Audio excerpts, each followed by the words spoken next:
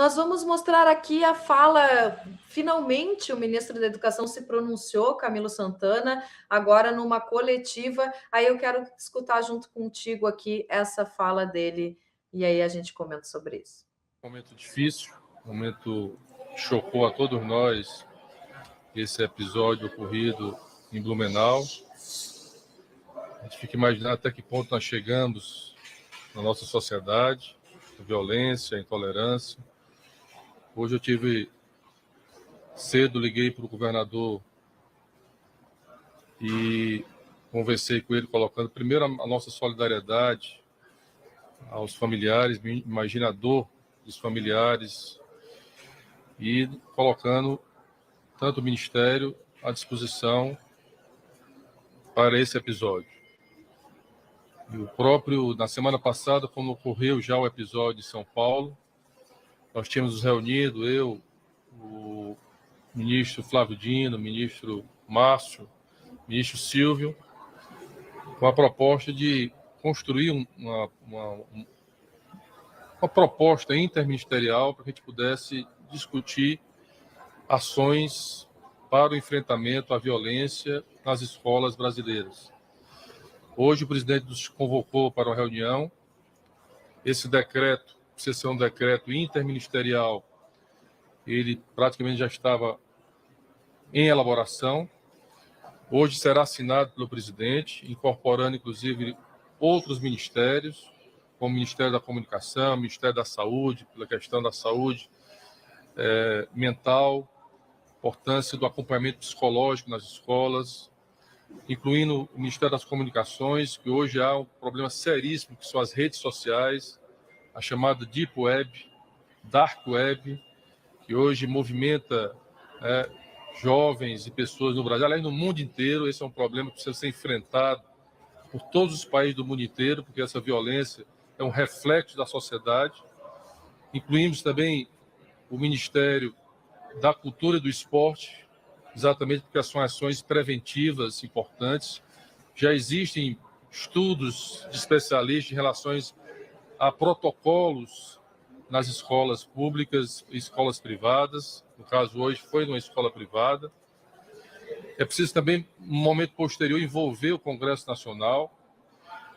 O ministro Dino, por autorização do presidente da República, como ação imediata, vai colocar à disposição recursos financeiros para apoiar estados e municípios na questão da ronda escolar, para que eles possam fortalecer a ronda escolar no entorno das escolas públicas, tanto municipais como estaduais, mas que esse decreto, criando esse grupo de trabalho, possamos ouvir os secretários de educação, ouvir os prefeitos, ouvir os especialistas, né? E a gente poder construir políticas de prevenção à violência nas escolas, políticas que possam garantir não só prevenção, mas ações imediatas e concretas em relação à violência nas escolas. O ministro Silvio colocava recentemente que, desde o início do ano, ele criou um grupo de trabalho no Ministério de Direitos Humanos em relação à intolerância, em relação à desradicalização que nós estamos vivendo hoje no nosso país. Repito, tudo isso é fruto do estímulo à violência, o estímulo às armas, o estímulo à intolerância. Portanto, é um processo que precisa ser unido à sociedade inteira, e a preocupação enorme do presidente da República, do presidente Lula, em relação a isso, nos convocou imediatamente. Nós vamos amanhã, às 10h30, fazer a primeira reunião do grupo interministerial, para que a gente possa trazer as equipes do Ministério e já tomarmos medidas importantes como essa, já de imediato, do ministro Flávio Dino, que já vai repassar, garantir recursos para extras, para estados e municípios, para a questão da prevenção, com a ronda escolar, apoiando as guardas municipais, apoiando a polícia militar. Enfim, todos os estados e municípios têm essa política de ronda escolar. Então, é uma forma da gente... E ouvir, lamentar, encerrar aqui a minha fala, lamentando esse episódio, dizendo que o Brasil precisa reagir. Nós precisamos nos indignar com o episódio que ocorreu hoje, lamentável, lá em Blumenau. Vai ser a criação de uma política nacional? Era isso, Fernando, pode tirar aqui, que agora eu quero comentar, por favor, com a professora. Mafê, só um instantinho, porque está vazando aqui. É porque o ministro Camilo ele não fala quase nada. Depois, se você quiser, porque ele fala tudo e não falou nada, né? Se você depois quiser, tem também o corte do Dino, que o Dino explica melhor como vai ser isso, tá? Estou aqui nos bastidores. Obrigada. Eu quero aproveitar a presença da professora justamente para falar sobre a fala do ministro da Educação, que quando eu escuto parece que ainda está fora do contexto da conjuntura que a gente está vivendo, né? Eu fico impressionada, professora, porque esse tema não é um tema novo da violência às escolas. Não é uma coisa de agora. Há muito já tem especialistas da área da educação e também especialistas que estudam o comportamento da extrema-direita que vêm alertando sobre isso. Inclusive, no governo de transição, ali no processo de transição, houve um grupo de trabalho que debateu, que se debruçou em relação a isso e apresentou a esse governo uma série de medidas que podem ser implementadas com urgência, né? Medidas emergenciais para isso. Eu queria que tu me falasse um pouquinho como é que tu avalia essa fala e qual o papel do Ministério da Educação nisso tudo. Primeiro, é inevitável, né? Eu vou abrir um parênteses. Eu sou do PT, eu fiz campanha pro Lula, eu defendi a campanha dele, eu sou filiada, já fui candidata. Fechando parênteses, é muita superficialidade, sendo bem sincera. É muita superficialidade. Primeiro que ele repete 10 vezes, eu não contei, mas a palavra episódio. E a palavra episódio é o oposto do que nós estamos discutindo. Não é episódico. Não é um raio em céu azul.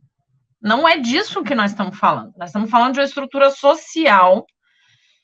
E aí ele fala um pouco mais, um pouco melhor sobre o que acontece fora da escola, que influencia na escola, e um pouco menos, um pouco mais do que acontece em que não se relaciona exatamente com a escola, mas é um problema social do ódio em si, que ele chama de radical, que é a palavra errada, né? Eles não são radicais, eles são extremistas fanáticos de extrema-direita neonazistas, neofascistas, neocolonialistas, gente que acha que a violência é o único método e a eliminação do diferente é o único método para encaminhar qualquer coisa na sociedade. Eles não são radicais, porque eles não procuram a raiz dos problemas. Se eles procurarem, sim, iam descobrir que era no capitalismo que estava o problema deles e não no ódio às mulheres, às crianças ou o que seja, né? Então, a palavra episódico é muito ruim, né? O episódio não é episódico, é um contexto estrutural. Segundo, ele fala muito pouco, para não dizer que ele não fale nada, desse ódio às escolas, dessa promoção de uma política de criminalização, de perseguição, de desqualificação social do papel da escola como uma instância social, do que ela tem que fazer. Ele não fala nada disso. Ele fala muito do ódio que está disseminado, como se fosse essa coisa, é quase o discurso da mídia corporativa da polarização entre bolsonaristas e petistas. Não é disso que nós estamos falando. Tem um cara que escreveu na Terra Redonda, pior que eu não vou lembrar o nome do autor, que ele disse, é nazismo estúpido. O título do texto dele é, isso é neonazismo estúpido. Não é bullying. O problema não é esse. E aí, como eu disse, assim, claro que se o cara tá com câncer e ele tá com febre, a gente vai dar remédio de febre.